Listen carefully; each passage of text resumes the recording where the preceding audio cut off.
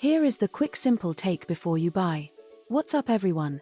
Today we're looking at a product worth your attention. Are you tired of being held back by cumbersome cleaning tools? Look no further than the portable car vacuum cordless handheld dusters by TANQUXNGI.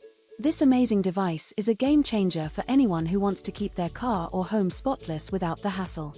As one of the most well-reviewed products on the market, it's clear that many customers have fallen in love with its powerful suction and ease of use.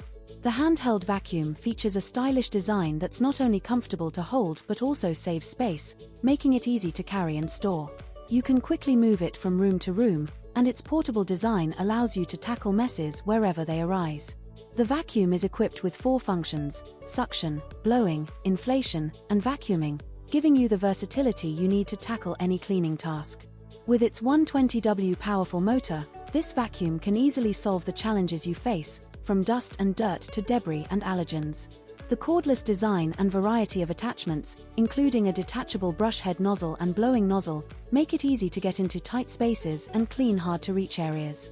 The enhancing HEPA filter with a filter wrap is designed to extend filter lifespans and avoid clogging, ensuring strong suction power every time you use it.